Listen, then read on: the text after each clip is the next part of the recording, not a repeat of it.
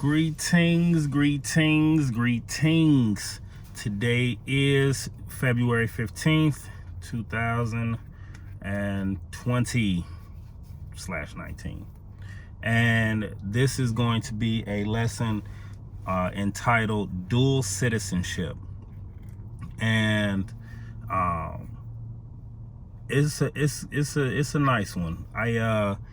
It's one that I hope to provide revelation and understanding, open up the eyes of the viewers and the ears of the hearers.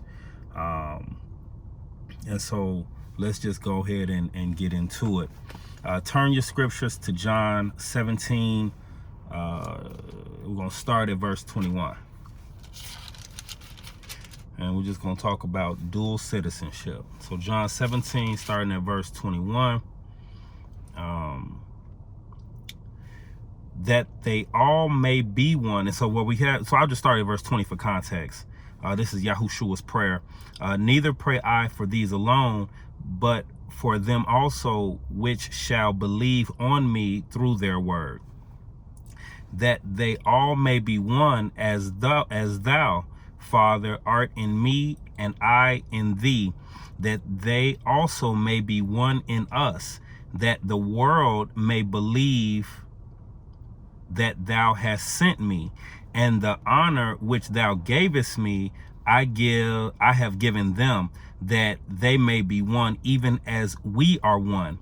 I in them, and here's the key verse here too, I in them and thou in me, that they may be perfect in one, and that the world may know that thou hast sent me and hast loved them as thou hast loved me.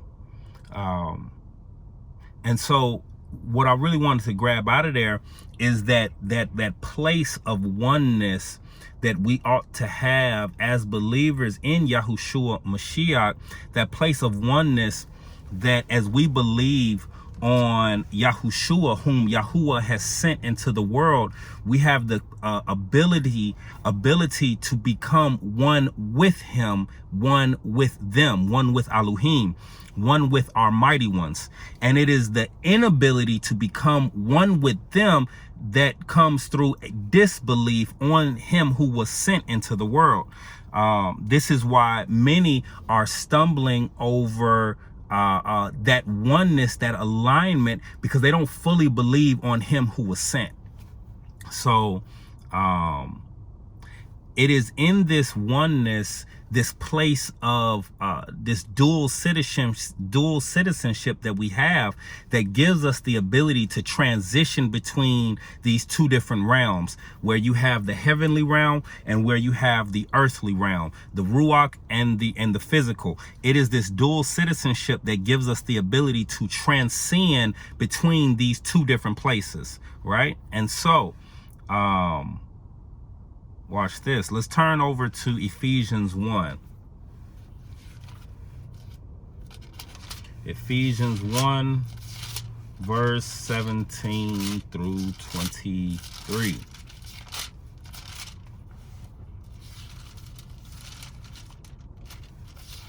All right. So it reads, that the ALuWHiYM of our Master Yahuwshuwa Ha'Mashiyach, the Father of honor, may give unto you the ruach of wisdom and revelation in the knowledge of him, the eyes of your understanding being enlightened, that ye may know what is the hope of his calling, and what the riches of the honor of his inheritance in the saints, the set apart ones, and what is the exceeding greatness of his power to usward who believe, according to the working of his mighty power, which he wrought in Mashiach when he raised him from the dead and set him at his own right hand in the heavenly places, far, and here, watch this, far above all principality and power and might and dominion and every name that is named, not only in this world, but also in the world which is to come, and have put all things under his feet, and gave him to be the head over all things to the assembly, which is his body, the fullness of him that fulfilleth all in all. And so I want to look at this from a very logical perspective as well, in understanding that the seat, the place in the heavenly realm where the Mashiach has, truly is that same place in which we too have access to, so long as he is in us and we are in him. So long as we maintain this type of dual citizenship, because understand, it is in that place above the principalities, above, it says far above all principality and power and might and dominion and every name that is named, all authority that is named. It is in that seated place that we too have the dominion and the power in, while he is in us and we are in them, the dominion and the power to conduct ourselves righteously in the earth, to have the restoration of the dominion that Yahuwah gave Adam in the garden. We have access to that dominion and power to affect creation in this earth, so long as we maintain and have that dual citizenship, as again, we are in him and they are in us. And so again, from that logical perspective, and you don't have to turn to it, I'm just going to shift on over to Genesis 1 to make a very logical understanding, you building on precepts here, right? So Genesis 1 verse 14, and Elohim said, let there be lights in the firmament of the heaven to divide the day from the night, and let them be for the signs and for seasons and for days and years, and let them be for the lights in the firmament of the heaven to give light upon the earth. And it was so. So what I want to very logically and quickly establish here is the construct of time. Time was created right here. So when we speak of ALuWHiYM existing in eternity, it is very simply because they exist outside of the construct of time. Okay. And again, I'm going to reread verse 14. And Elohim said, let there be lights in the firmament of the heaven to divide the day from the night, day and night, and let them be for signs and for seasons and for days and years. Okay.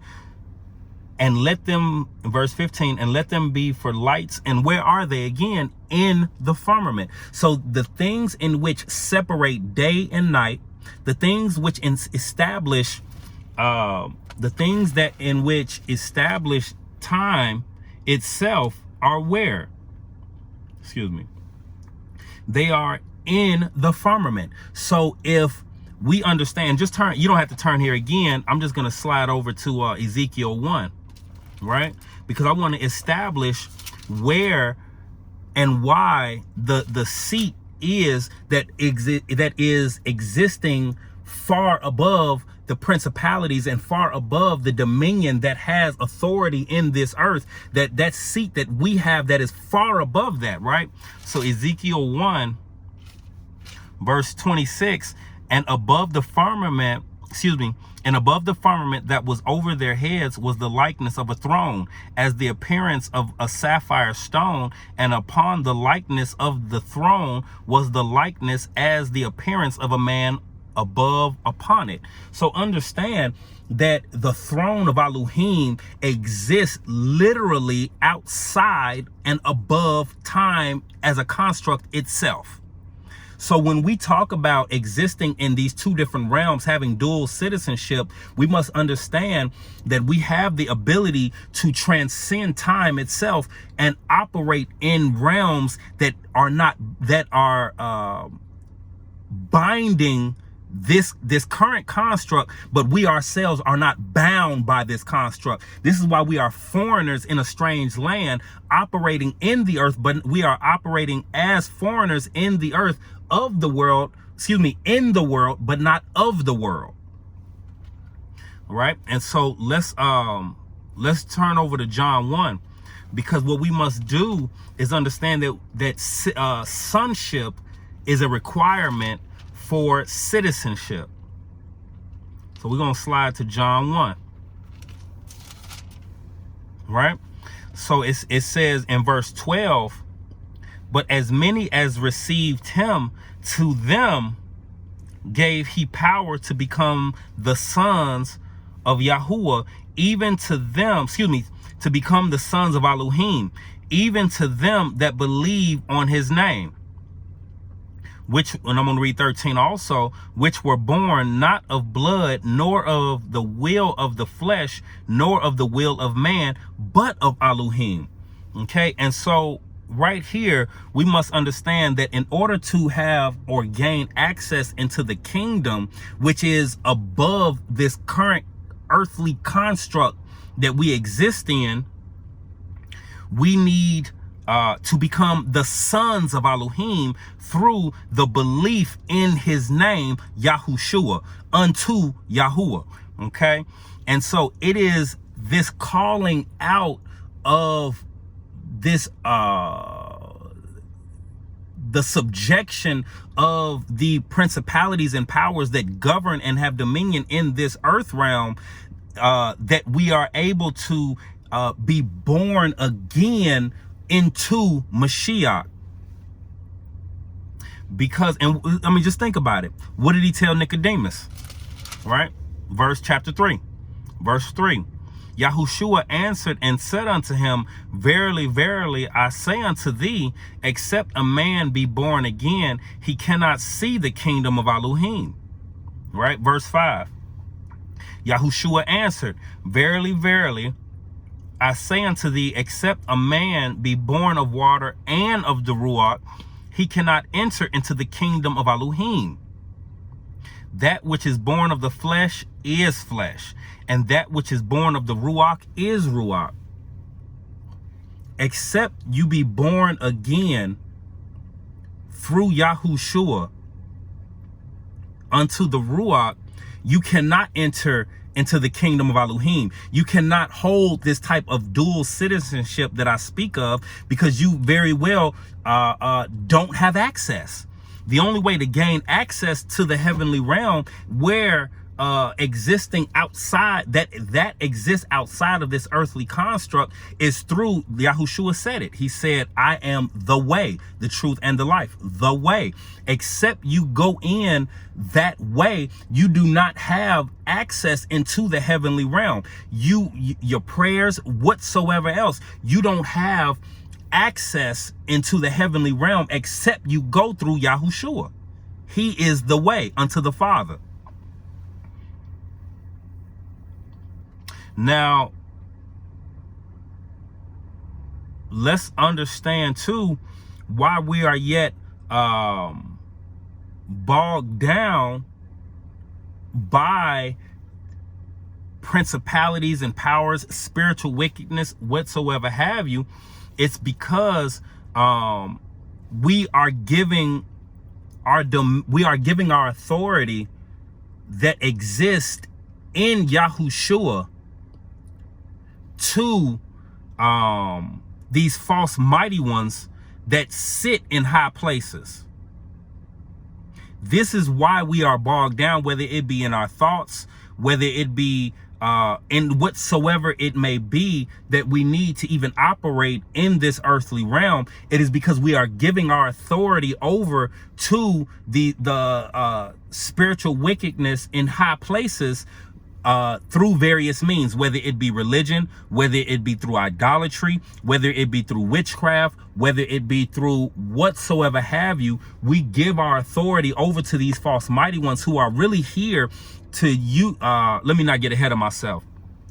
Let's let's just understand that it is this spiritual wickedness that are operating through willing vessels to trap your Ruach in a state of perpetual stagnation, not allowing it to elevate into the set apart place, which is that seat above with ALuWHiYM. Your emotional state is a reflection of your alignment with ALuWHiYM, with and in ALuWHiYM. And I'll say that one again. Your emotional state is a reflection of your alignment with and in ALuWHiYM. Let's turn over to 2 Corinthians. Let's turn over to 2 Corinthians chapter 10. And I'm going to read 3 through 6. For though we walk, and this is again 2 Corinthians chapter 10, 3 through 6. For though we walk in the flesh, we do not war after the flesh. For the weapons of our warfare are not carnal, but mighty through ALuWHiYM to the pulling down of strongholds. Casting, and this is a key verse here, casting down imaginations and every high thing that exalteth itself against the knowledge of ALuWHiYM, and bringeth into captivity every thought to the obedience of Mashiach, and having a readiness to revenge all disobedience when your obedience is fulfilled. And I'm going to just take a sidebar right quick and hop over to Hosea. Just hopping over to Hosea chapter 4 and verse 6. My people are destroyed. Now in English, we see my people are destroyed for lack of knowledge. Because thou hast rejected knowledge, I will, because thou hast rejected knowledge. And I'm going to pause there. And so, but in the Hebrew, we read, my people are destroyed for the lack my people are destroyed for lack of the knowledge. Okay. And so then that really begs the question, what knowledge is being referred to? Right? In verse 1, hear the word of Yahuwah, ye children of Yashrael, for Yahuwah has a controversy with the inhabitants of the land, because there is no truth nor mercy, nor what? Knowledge of ALuWHiYM in the land. It is because of the lack of the knowledge of ALuWHiYM, which the Father will reveal to us the revelation of him in us and us in them, that is destroying us, that is providing the opportunity, that is giving, that is allowing us to give our dominion that he has given us to the spiritual wickedness in high places, to this spiritual wickedness operating through vessels who we are then listening to, taking, eating that roach bait, eating off of other tables that we have not, that we ought not to eat off of, that is giving our authority over to these vessels, over to that spiritual wickedness, because we ourselves are out of alignment with the knowledge of ALuWHiYM. Right?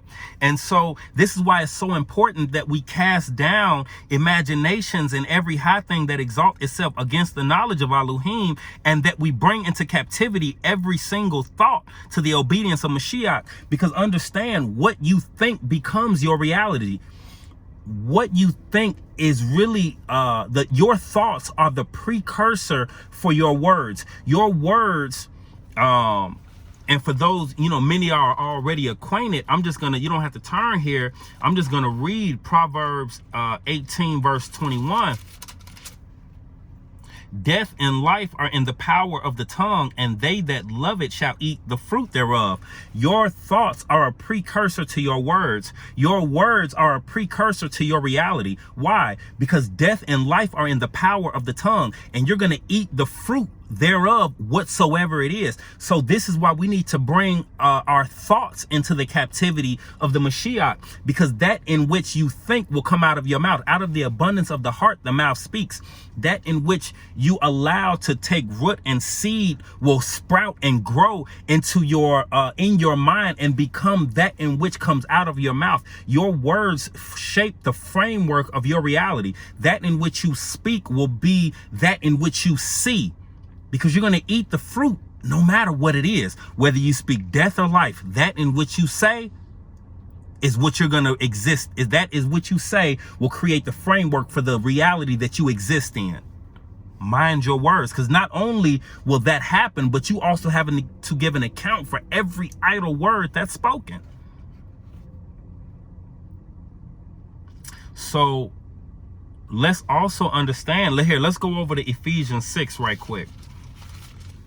Because truly, as it says, the weapons of our warfare are not carnal, but are ruach, right? So if we understand that we are dealing with ruach weaponry, okay, that Ephesians, I'm going to read verse 12. For we wrestle not against flesh and blood, but against principalities, against powers, against rulers of the darkness of this world, against spiritual wickedness in high places. Because truly, spiritual wickedness, just like the Hashatan has been has been given dominion in this earth, he has his own messengers who have been given dominion over particular regions in the earth, and this is that spiritual wickedness in high places that will use willing vessels to institute, because the earth was made for men. It wasn't made for ruachs. So spiritual wickedness has to use ruach has, whether it be righteous or unrighteous, ruach has to move through willing vessels to institute operations in the earth, because the earth was made for man, not for the ruach. So in order for you to institute whether it be righteous plan or unrighteous plan, it has to come from somewhere. And so you who yield your bodies over to unrighteousness will provide a willing vessel for spiritual wickedness in high places to institute the unquadash operations of the adversary. And on the flip, those who yield your bodies over to the ruach will provide for the institution of quadash plans in this earth realm. But the choice is yours. That's why we must. That's why it is truly your choice whether you move into the heavenly realm or into hell. That's why it's your choice whether you operate, or rather whether you go and be seated with ALuWHiYM, or go and be seated with the adversary and his messengers. Because we are all set on an even playing field. We are all given the opportunity to receive the truth. It is your choice to reject that thing. Choose wisely whom you will serve this day.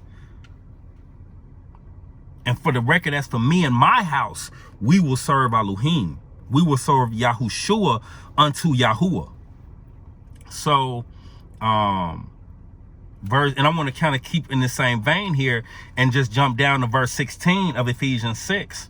It says, shaluwm says here, above all, taking the shield of faith, wherewith ye shall be able to quench all the fiery darts of the wicked. And so I just want to tie that back into when I said our emotional, our emotions, what I say, our emotional state is a reflection of our alignment with ALuWHiYM, right? So understanding that we have weapons to guard our gates. Keep your heart with all diligence, the script says. So we have to use the weapons of our warfare because they are not carnal. You can't take carnal weapons into a ruach warfare. They won't work. So I just want to admonish and encourage those to, like the script says, above all, taking the shield of faith, wherewith ye be able to quench all the fiery darts of the wicked. It is that shield of faith that enables us to stop the false words, the cantankerous speech, the witchcraft, the sorceries that go out against those who operate in righteousness, and provide for a surface reflective of the operations of those who are at work in iniquity. And so not negating, or not negating, but also not forgetting even unto the sword of the Ruach, right? Which is the word of Yahuwshua, which is Yahuwshua. It is that double-edged sword that cuts and cuts asunder, dividing the flesh from the Ruach, that gives us the ability to operate in this earth realm and provides us the ability again to obtain sonship by being washed in the water of the word and the Ruach, that we might obtain sonship, right? And so Isaiah, turn right quick, and we're about to close here in Isaiah 54. Isaiah 54. It's not a long one. So it says, no weapon that is formed against thee shall prosper, and every tongue that shall rise against thee in judgment thou shalt condemn. Why? Right? And you know, just a side thought, always ask why of the scriptures, so that you give your Ruach the ability to receive of the Ruach of Yahuwshua, right? Ask why. So, no weapon that is formed against thee shall prosper, and every tongue that shall rise against thee in judgment shall thou shalt condemn. Why? Because when you are operating in the Ruach, in a place of piousness, in a place of righteousness, there is no tongue that can rise against you, because you are operating in the Ruach. You are operating in that place of oneness with Yahuwshua. No one was able to speak a word against Yahuwshua. Why? Because he was operating in the word of Yahuwah. He was operating in total oneness with the Father. We have that same ability to operate in the perfection of Yahuwshua through the Ruach that dwells on the inside of us. And it is being out of alignment that gives the adversary opportunity to come in and point out, see, I told you he wasn't going to do it. I told you she wasn't going to do it, because you have stepped outside of alignment by giving your vessel over to the spiritual wickedness operating in high places through vessels here in this earth realm. Guard your gates. Put on the whole armor. Put on the whole armor. Else you find yourself stuck in this earth realm, not giving your Ruach the ability to obtain dual citizenship and operate in a place of righteousness in this earth. So it goes on to say in verse 17, this is the heritage of the servants of Yahuwah, and their righteousness is of me, saith Yahuwah. Because when your righteousness is of Yahuwah through Yahuwshua, you have opportunity to obtain dual citizenship and operate where you're in this earth, where your paths are made straight. Even in the midst of confusion, your paths will be made straight, because you are operating operating in the earth, but not of the earth. You are not bound by the earthly constructions that bind the vessels that are bound here in the earth. Peter was able to walk on water. How? Right? How? Because his vessel was not bound by the earthly constructs that are binding those who are merely operating in the earth and operating of the earth. By operating of the constructs that are binding those vessels who do not have that dual citizenship in heavenly places above the firmament, where the throne of ALuWHiYM is, right? Because what did Yahuwshua tell him? It is through it when he began to sink, the lack of faith, the lack of that connection that without faith, it is impossible to please ALuWHiYM.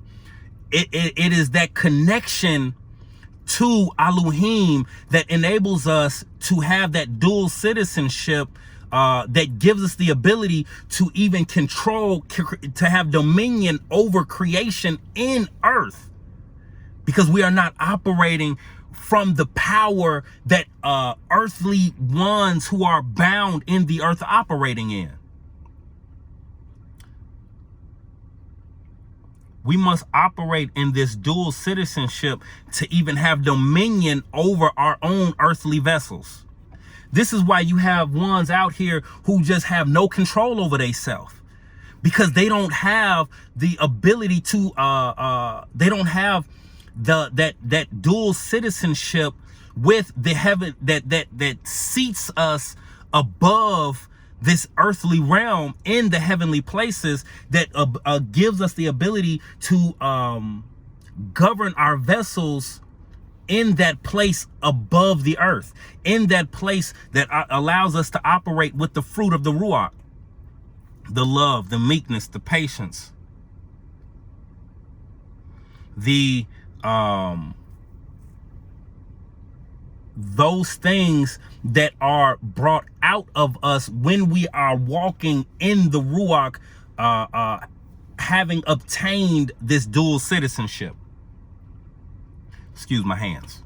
And I just want to close up with that reference in Galatians 5 verse 25, which says, if we live in the Ruach, let us also walk in the Ruach. Right? That is a